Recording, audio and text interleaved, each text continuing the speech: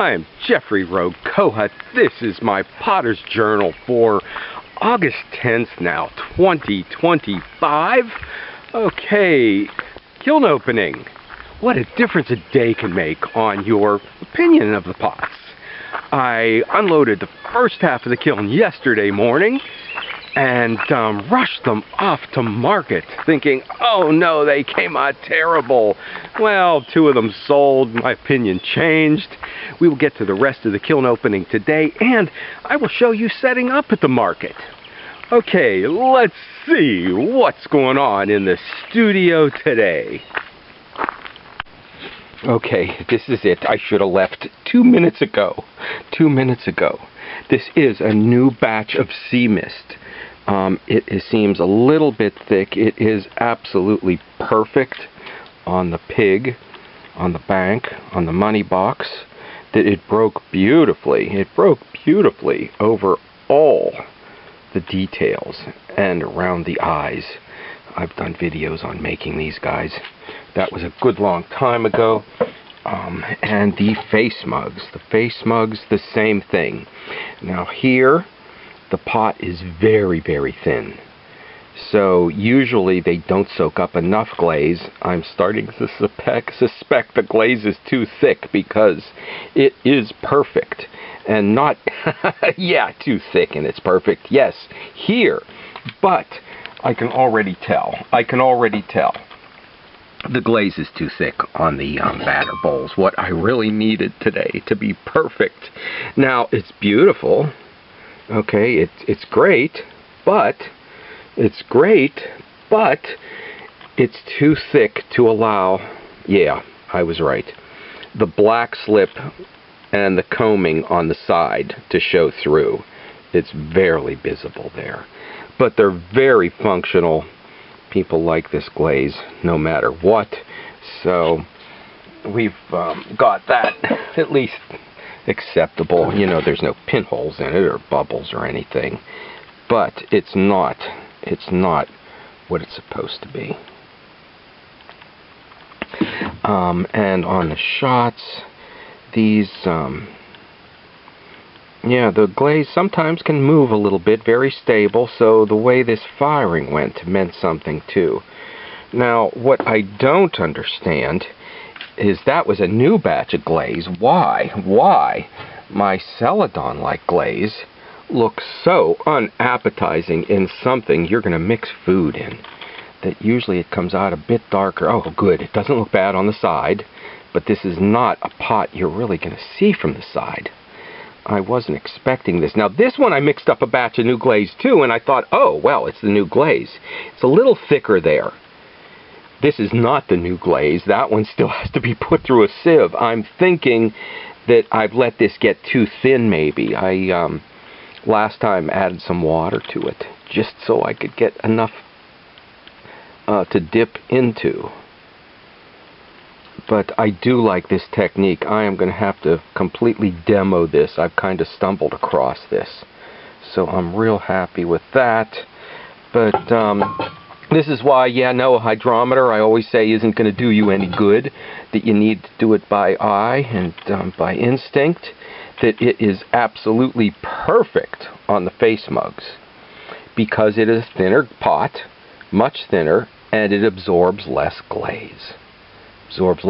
And the batter bowls, made to be used in the kitchen, made to take abuse, are a bit heavier and thicker, and they absorb too much glaze.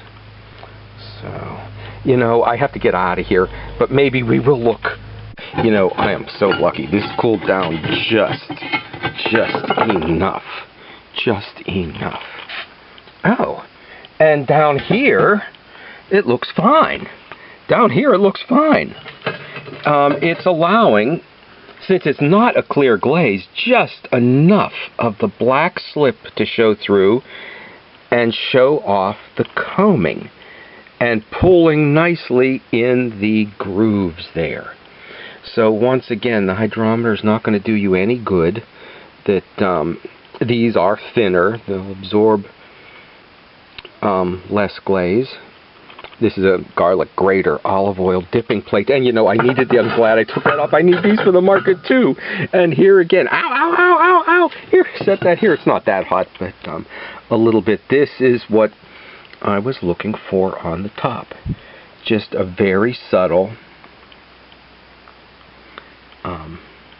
of the bit of the clay or the glaze settling in the groove and just showing off the black. It's not a clear glaze. Okay, that's as far as we can go. We can get out of here. Maybe I'll show you something from the show, and then we'll get back and unload the rest of this kiln this evening.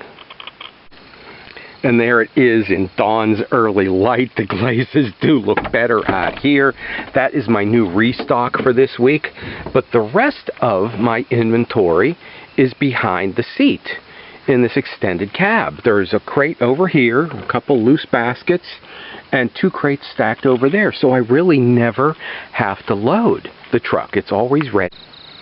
And in the back, there is the booth. There's a tent there. And this time of year, I take a small amount of plants.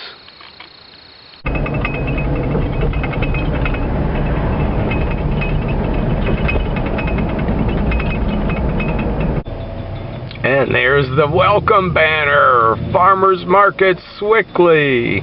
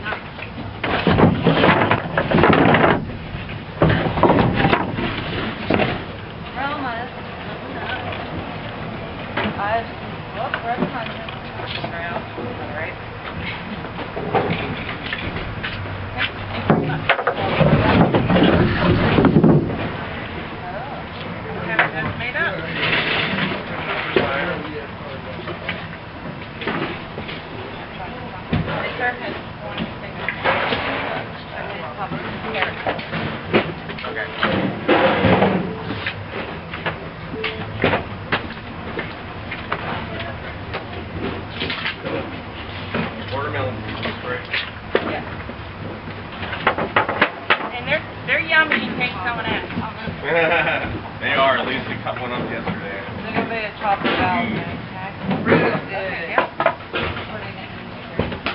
I made myself sick eating watermelon yesterday. I half of one of those big ones, and I felt like a water balloon after. I was just laying in bed, and I was like, welcome to my world.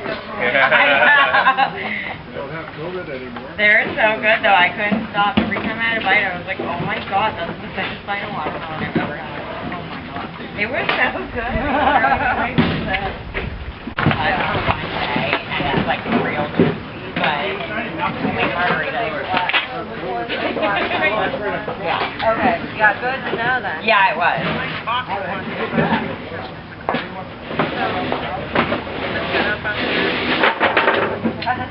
You want me to get some coffee, Jane?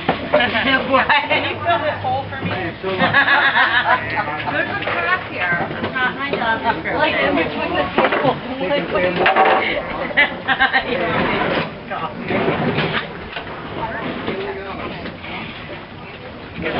Okay, and Potter's all set up to do business, receipt pad, we've got the thing to take the money, new inventory, brought in, wait to getting priced, some of it's already up on the shelves.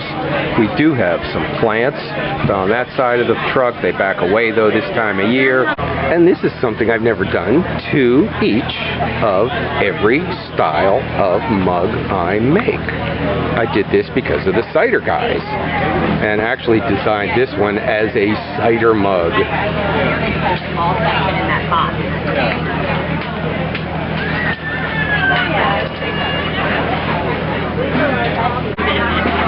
And they do turn away from the plants this time of year, so I brought 2 tents so people can get out under the sun, and 1 upright display. And here we go. Over here, I have got my Slovenian pots.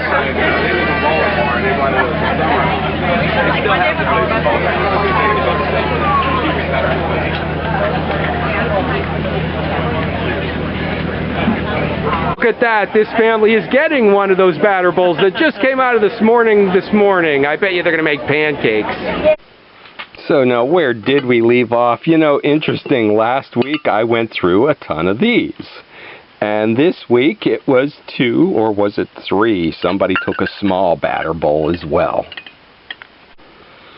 And a few weeks back, well actually every week they seem to get a lot of attention on the chip and dip plates. But 1 week somebody took 2. So we're trying to rush those back into production. And yeah, like I said, 1 week it was. And I make 3 sizes of everything. 3 sizes of everything. Even the little garlic grater oil plates. Oh, and here is something. I'm not showing you this. This is for the next video. It is just a test. So that was just a test on the herb strippers for next week, so we don't make any rash judgments. And you know, here's something I realized along the way too. I got this new glaze mixed up just perfect. That it is showing off. That squiggle, this non-transparent glaze is showing off the squiggle. The thickness is just right. By gut feeling, that on, let's see how this one is. Yeah, on the batter bowl, I gave it 2 dips on the inside when I glazed them. I dipped the inside, and then while it was still wet, I did a wet double dip. So that's why here it is very thick up here, and it's not showing the black slip underneath down here. If that was thinner up there, I think it would have been better. But people did like, and these did disappear, the first 2. The lettuce ladies who special ordered one weren't there. They had their representatives there today, so we will still have these for them. And look, they look fine here in a different lighting today than they did the other day. And here's what we're looking for. The glaze did pull in there. So a couple of them, the glaze a little bit thick, but here just right. Maybe it wasn't such a bad firing. And my green glaze.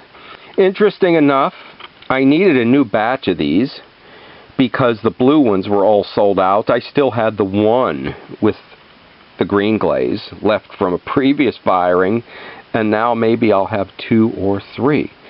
But these are so nice with the sgraffito, I just can't help making 1 out of a batch of 8. So they're not all blue. Okay, the final couple of pots. Okay, here. The green looks fine. So don't make fast judgments in 2 minutes before you have to leave for a show. That if you do it, unload the kiln, more relaxed pace, on Sunday morning, you may just have a smiling face. So, happy smiling face today, even though rash judgments told me otherwise yesterday morning. Okay, fun seeing the batter bowls disappear on the first day at the show. So I have been very lucky with this farm market. Because I'm a farmer, I was able to bring in my pots. It's not really a farmer's market for artists, which there are some. I was one in Tampa that claimed to be a farmer's market. There's like one produce vendor. So I do remember having the Jamaica chocolate cake from a lady who drove all the way from Jamaica to Tampa. Given several other farm markets a good try, long past anybody else would have been patient, and they unfortunately just didn't work.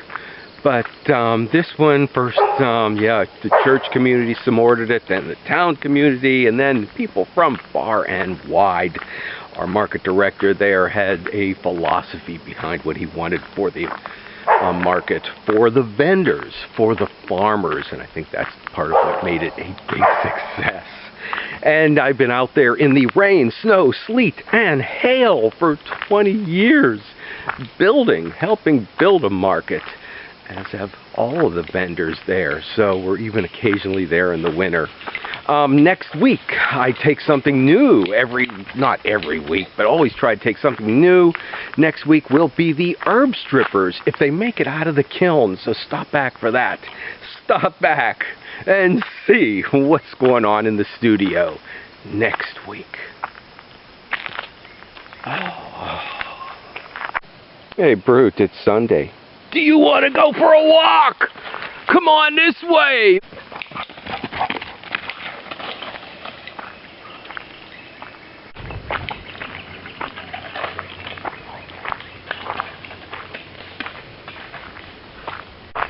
You always get the good sticks.